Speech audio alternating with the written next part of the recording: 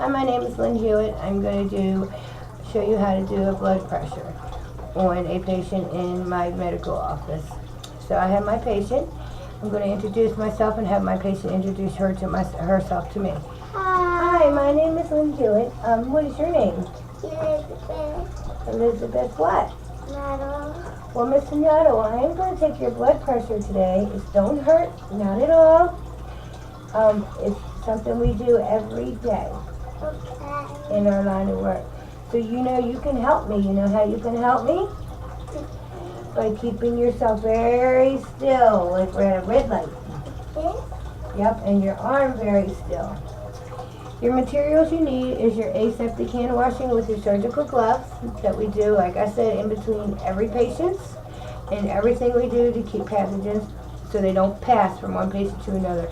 We need our clean stethoscope, our disinfecting stethoscope, our sphygmomanometer, which is our blood pressure cuff, and the bulb and everything, which I have right here. Our patient who is waiting calmly for me to take her blood pressure. Okay, to start out, you can take your blood pressure, either the leg or the arm. I'm going to take Elizabeth's blood pressure in her arm, which is her artery rate. It's the arterial blood pressure is also the force with the blood is pumped against the walls of the arteries. Standard unit for measure of blood pressure is mmHg, which stands for mercury millimeters. Your diastolic pressure is the pressure when the heart relaxes, and your systolic is when the left ventricle of your heart contracts. Adult blood pressures are usually less than 120, and adult diastolic readings are less than 80 millimeters mercury. Values may increase with the age of a person.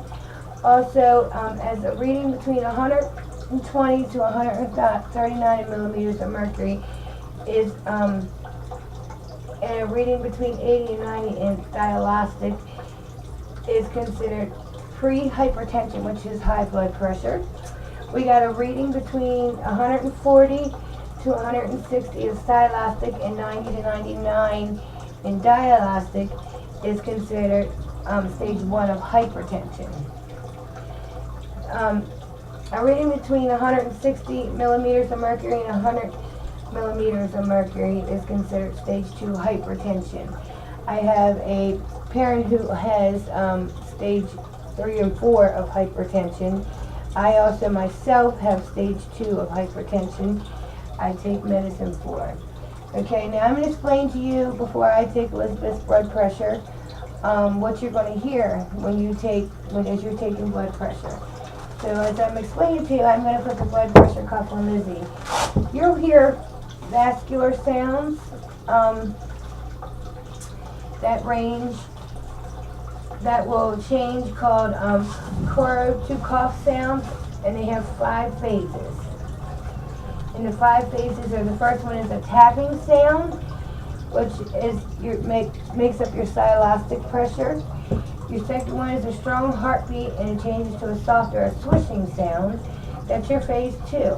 Your phase 3 is a resumption of a crisp, and it's a crisp and a tapping sound, and then it becomes muffled, and once it becomes muffled, the sound disappears and it represents a diastolic pressure.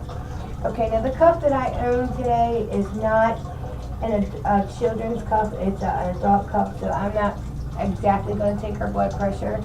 But I want to let you know that when you put a blood pressure cuff on, it is just a little bit higher than the bronchial artery, which is right here in her armpit.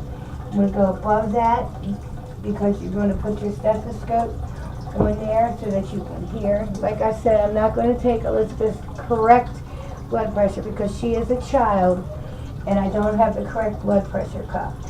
Now this is your bulb. You want to close it so that when you pump, your blood pressure come off. This is your meter that you read your blood pressure with. So you want to start by putting your stethoscope right in her bronchial artery, and you want to start pumping between anywhere from 180 to 200.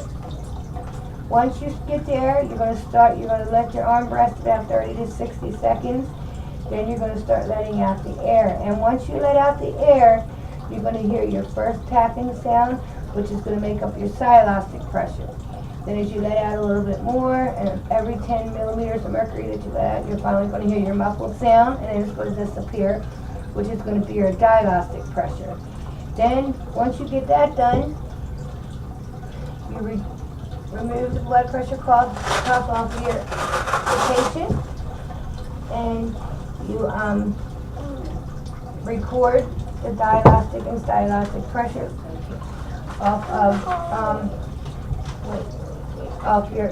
in your patient's chart. Then you want to help your patient sit up correctly. As you're sitting your patient up, you tell them good job and you're proud of them. And that's basically how you take a blood pressure for a person. So once you're done there and you set your patient up and you've recorded it and you talk to your patient and thank you, tell them good job, you want to remove your surgical gloves and wash your hands right away. But always remember aseptic washing, and always, always, always use a paper towel to turn on the faucet, turn off the faucet, and because you don't want to pass pathogens from one patient to another. Thank you very much for watching.